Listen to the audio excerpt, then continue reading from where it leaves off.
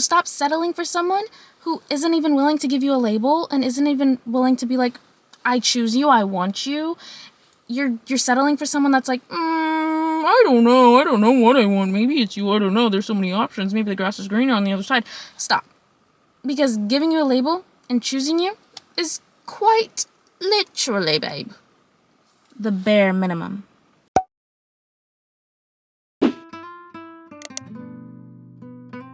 Imagine you're auditioning for a role and you want the main lead, but you get understudy. You might think to yourself, this isn't what I wanted, but I guess it's better than nothing. But if your goal is to be the star, you shouldn't settle. You deserve to be cast in a role that recognizes your full potential. If someone isn't treating you like the star you are, it's time to search for a different role that will cast you accordingly. Or just imagine you were one of the kids that lost the Lion King role to Northwest. The same thing could be said about settling for uncertain love. If someone isn't certain about you and it's making you feel overlooked and frustrated, it's time that you find someone that will treat you the way you deserve. If you're in a situationship with someone and it feels like they just can't decide whether or not they want to be with you, or you're dating someone but it feels like the relationship could end at any moment, keep watching. Because staying in situations like that is settling behavior, and hot people don't settle. You deserve to be treated like a priority, not an option. There are 3 chapters to this video. Chapter 1, defining uncertain love and the signs. Chapter 2, why you might be settling. And Chapter 3, how to stop settling and get the certainty you deserve. A couple months back, I uploaded a video on breadcrumbing, but uncertain love is different.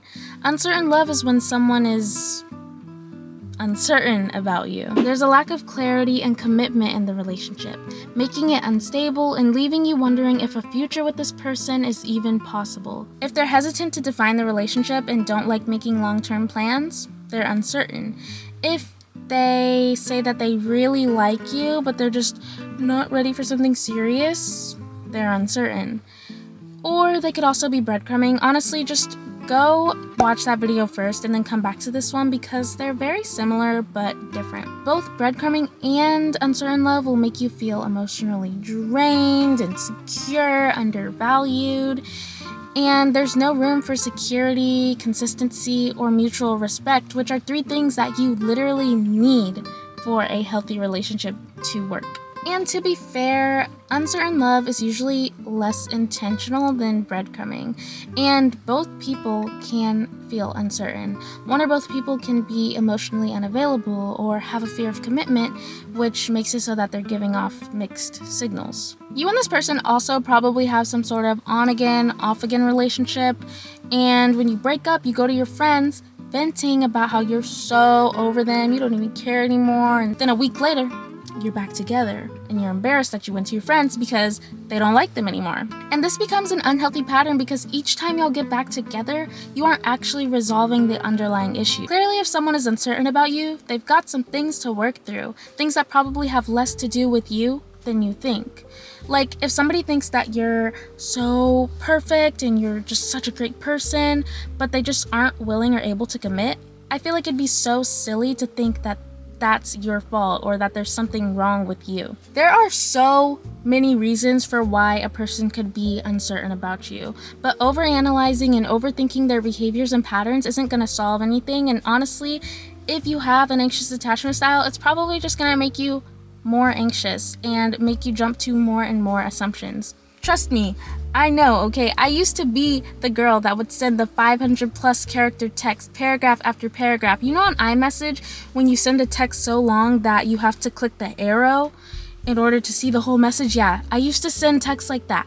And I would send those texts and those long paragraphs because I wanted to fix him or fix the relationship and make him certain about me. But I wasn't asking myself why I wanted to be with someone who clearly wasn't certain about whether or not they wanted to be with me. Let's stop putting the blame on the uncertain person for a minute and start focusing on you. When you settle for uncertain love, it's probably because you have an insecurity of some kind, or you think that a relationship needs to have ups and downs in order to last. Stop glorifying struggle love. If you're just waiting around for this person to wake up one day and have an entirely new mindset and is finally willing and able to commit to you, Why?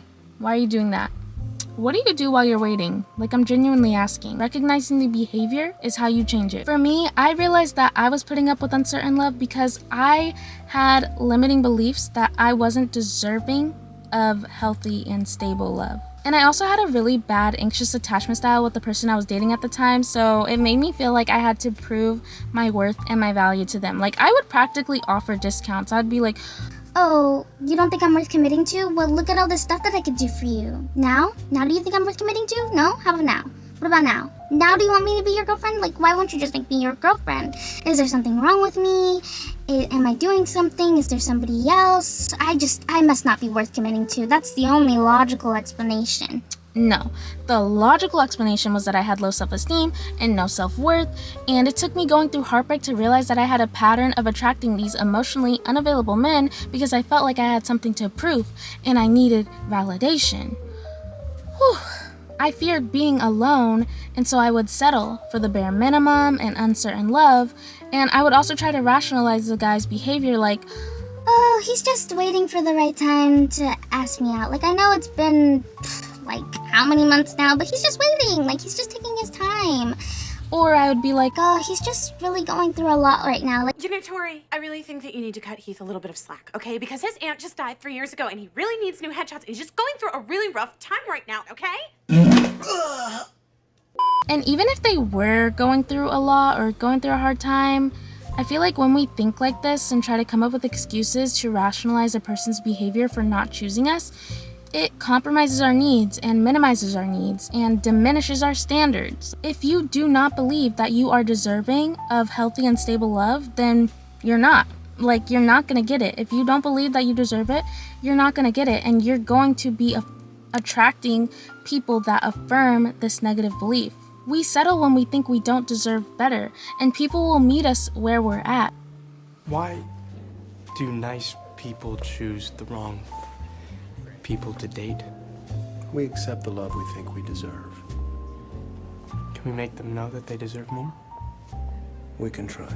You stop settling by raising your standards and knowing your worth. The answer is simple, but the work to get there isn't. Let me give you some tips on how to do this. First, get clear on your boundaries. What are your non-negotiables? What do you need in a relationship?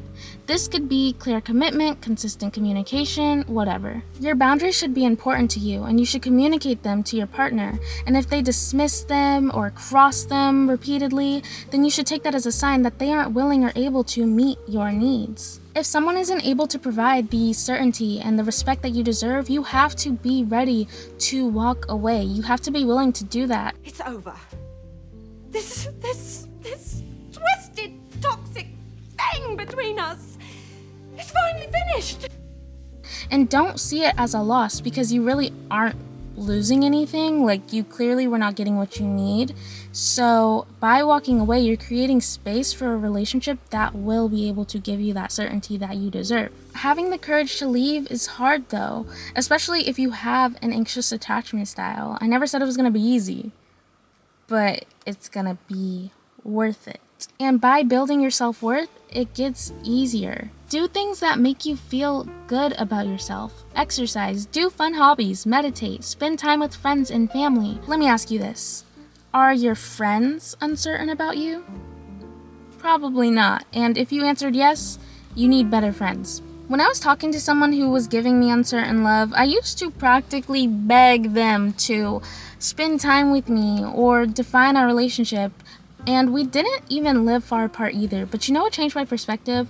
One of my best friends, who literally lives across the country from me, took it upon themselves to get a plane ticket and fly down to see me for like 4 days, just because I was like, hey, I want to spend time with you. I want to see you. We should hang out. You should come up here and I'll show you around Seattle. I'll show you Washington. Like, it'll be so fun. And they were like, okay, yeah, I'll make the time. I'll take time off work. I'll come up to see you. And they did that. That's real love. That's certainty. When they did that for me, I was like, what am I doing? Like, there's literally no excuse. There's no reason for a guy that claims to like me to be content with not seeing me or with not defining the relationship. Remind yourself on a daily basis that you deserve healthy love, respect, certainty, commitment. You deserve it all. When you know your worth, you'll respect yourself enough to say, I don't want to be with somebody that doesn't want to be with me. And you won't feel like proving your value or waiting to feel chosen, because you'll know that your worth comes from your being, not your doing. Life is too short to be someone's maybe. You deserve to be someone's definitely. You deserve to be with someone who is certain about you and chooses you every single day with no hesitation.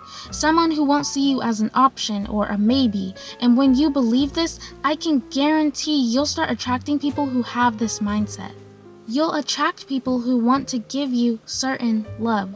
It might not happen overnight, but it will happen, and what's meant for you will not feel forced, and it's not going to make you feel like you're settling for it. So just have faith, trust the process. I say that in almost every video now, but it's good advice. Follow your intuition. If you feel like you need to walk away, because something better will come. I'm literally here to tell you right now that you deserve better. So stop settling for someone who isn't even willing to give you a label and isn't even willing to be like, I choose you, I want you. You're settling for someone that's like, I don't know what I want. Maybe it's you, I don't know. There's so many options. Maybe the grass is greener on the other side. Stop. Because giving you a label and choosing you is quite literally, babe, the bare minimum. Thank you so much for watching. If you like this video, prove it by giving it a thumbs up and leave a comment below letting me know your thoughts, and I will see you in the next one. Bye! For my sake, we're just gonna pretend that this mountain isn't growing in between my eyes. Actually, I've just been convincing myself that it's my third eye awakening so that I am not self-conscious and insecure because it's so big.